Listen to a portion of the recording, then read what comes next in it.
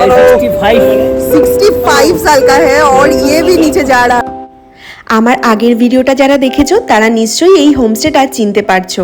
আগের দিন তো তোমাদের এই হোমস্টের ব্যালকনি থেকে ওই ধোঁয়াশার মতো মেঘ দেখিয়েছিলাম, আর আজকে দেখো একদম অন্য আর একটা রূপ দেখাবো মেঘের।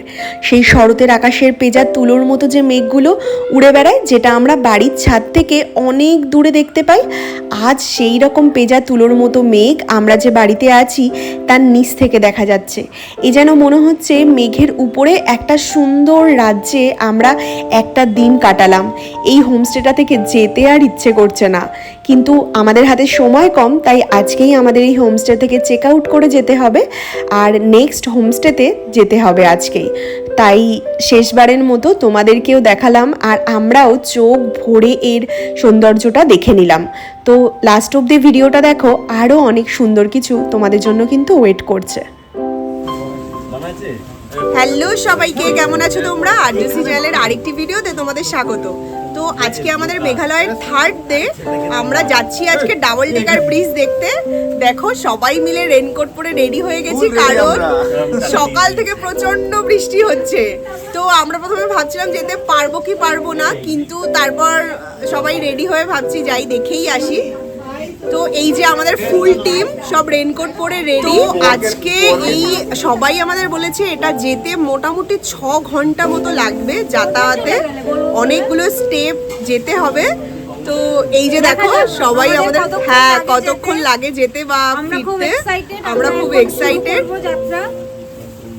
আমরা একটা ম্যাগি অর্ডার দিয়েছি, ম্যাগি খেয়ে আমরা শুরু করব যাওয়া। তো দেখা যাক। হ্যাঁ, ডাবল ডেকার ব্রিজে যাওয়ার আগে একটা ছোট জায়গা পেয়েছি খাওয়ার, সেখানে আমাদের যেহেতু সকালে ব্রেকফাস্ট করা হয়নি, তো আমরা ম্যাগি আর একটু ডিমের অমলেট খাবো, খেয়ে তারপর আমরা যাওয়া শুরু করব। তো ঠিক আছে, দেখি কতটা দেখানো যায় ভিডিওতে।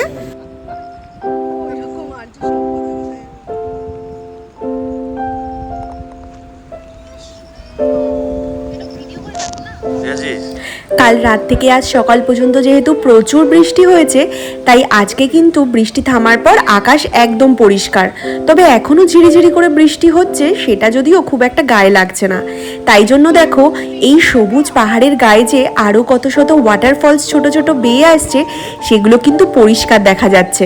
আর ওই পেঁজা তুলোর মতো মেঘগুলো পাহাড়ের খাঁজে খাঁজে আটকে আছে, যেগুলো দেখতে কিন্তু ভারী সুন্দর। একটা কলের লাঠি ভাড়া করে আর রেনকোট পরেই কিন্তু আমরা আমাদের যাত্রা শুরু করলাম। যতদূর চোখ যাচ্ছে সবুজ জঙ্গল ছাড়া আর কিছু দেখা যাচ্ছে না, সোজা কোনো রাস্তাও দেখা যাচ্ছে না। 5 মিনিট করে হাঁটার পরে কিন্তু তার পরের 5 মিনিটের রাস্তাটা চোখে আসছে, আর ওই আঁকাবাঁকা সিঁড়ি যেটা বেয়ে বেয়ে কিন্তু নিচে নামতে হচ্ছে।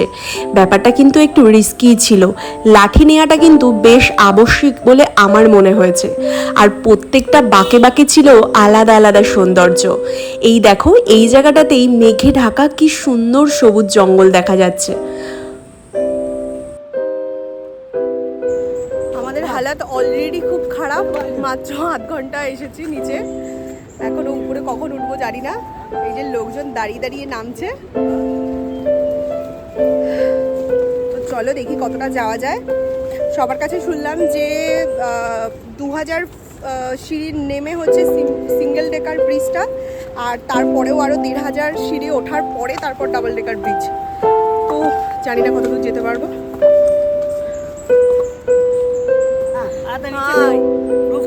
ये आंटी के साथ मतलब ये भी जा रहा है नीचे। कितने साल का है हम बताओ? कितने साल का? 65 साल का है और ये भी नीचे जा रहा है। 65।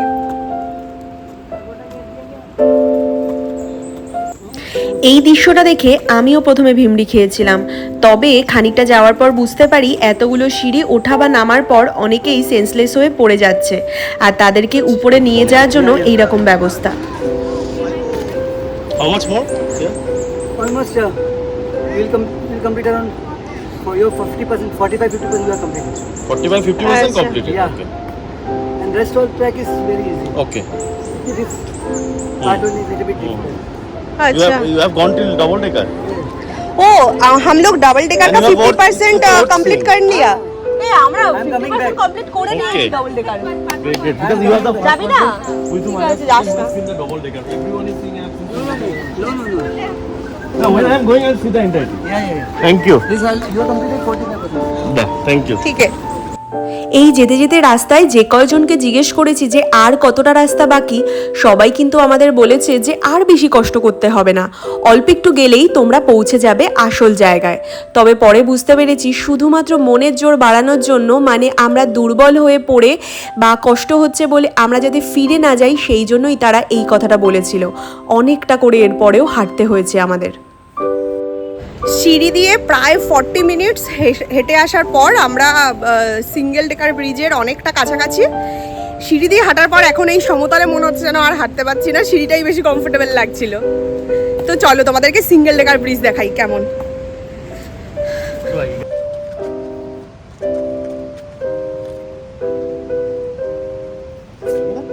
এই যে কার কেমন লাগলো বলো? হ্যাঁ নেবো। দারুণ। সুদীপ দা অলরেডি শুয়ে পড়েছে।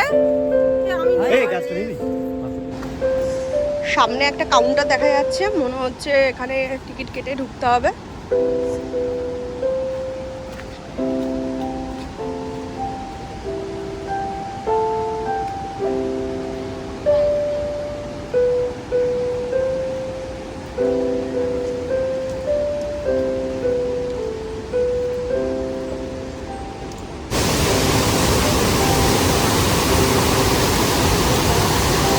সিঙ্গেল ডেকার ব্রিজের আগে এরকম একটা সুন্দর ঝর্ণা দেখা যাচ্ছে। ওই দিকটায় আমরা যেতে চেয়েছিলাম কিন্তু ওই দিকটায় যেতে দেবে না, 2000 টাকা ফাইন দিতে হবে তার জন্য।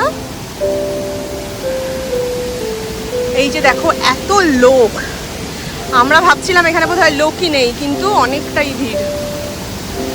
আর এটা দেখো,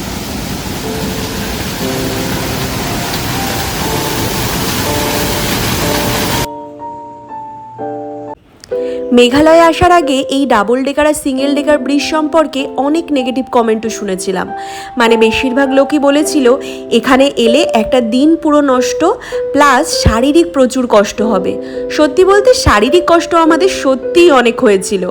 তবে এখানে না এলে যে জীবনের পাতার থেকে একটা সুন্দর দিন আর কিছু অদ্ভুত মুহূর্ত মিস হয়ে যেত। তবে এটাও বলবো যে জীবনে একবার ঘুরে যাওয়ার পরে দ্বিতীয়বার আসার সেরকম একটা কোনো দরকার নেই, কারণ পরের দুদিন এত কোমরে ব্যথা আর পায়ে ব্যথা হয়েছিল যে পরের ঘোরাটা একটু দুষ্কর হয়ে গেছিল।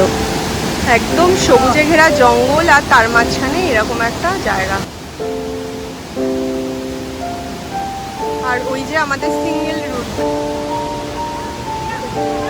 সিঙ্গেল ডেকার ব্রিজে ওঠার জন্য সবাই এখানে লাইন দিয়েছে, একসাথে দুজন করেই লাইনে উঠতে পারবে, সেই জন্য এখানে লাইন দেওয়া।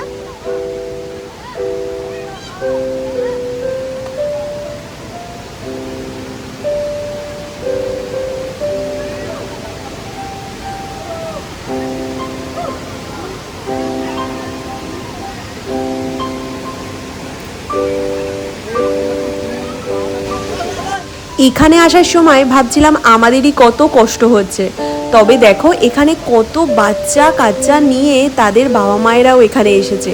কয়েকজন ইয়াং বাবা মাকে তো দেখেছি তারা বাচ্চাদেরকে কোলে নিয়ে তারপর হেঁটে হেঁটে আসছে, মানে তারপর তারা কোলে নিয়ে ওপরে উঠবে, কতটা কষ্ট পেয়েছে তারা, তবুও কিন্তু এটা ভালো করে দেখেছে। অনেকটা সময় লাইনে দাঁড়ানোর পর এবার আমার সুযোগ এসছে সিঙ্গেল ডেকার ব্রিজে ওঠার। আর উঠেই যেটা প্রথমে মনে হলো যে একদম সত্যি এটা কিন্তু একদম গাছের রুট দিয়েই পেঁচিয়ে পেঁচিয়ে তৈরি হয়েছে। আর তবে এখানে এখন অনেক মানুষের যাতায়াত বলে এখানকার লোকাল মানুষজন বাঁশ দিয়ে কয়েকটা বেঁধে দিয়েছে এখানে সাপোর্ট দেওয়ার জন্য, আর তা বাদে পুরোটাই কিন্তু গাছের রুট। আমি যখন প্রথম উঠেছি তখন আমার বেশ ভয় লাগছিল, তার কারণ হলো এই জায়গাটা কিন্তু একটু নড়বড়ে, মানে দুজনের জন্যই এটা ওঠা একবারে ঠিক আছে, অতটাও শক্তিশালী না যে আরও বেশ কয়েকজনকে ও একসাথে ক্যারি করতে পারবে।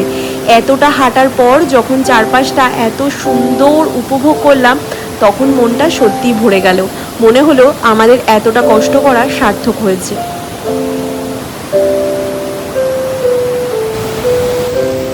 সিঙ্গেল ডেকার ব্রিজ দেখার পরেই আর একটা এরকম সুন্দর ওয়াটারফলস চোখে পড়েছিল, তাই সেখানে এসে পা ডুবিয়ে একটু 15 মিনিট রেস্ট নিয়ে নিচ্ছিলাম, কারণ আমাদের এখনও যেতে হবে বেশ 1500 সিঁড়ি ওপরে নিচে মিলে, আর তার মাঝখানে আরও 2-3টে লোহার ব্রিজও নাকি পড়বে। সবটা মিলে আরও মোটামুটি আমাদের 2 ঘন্টার রাস্তা।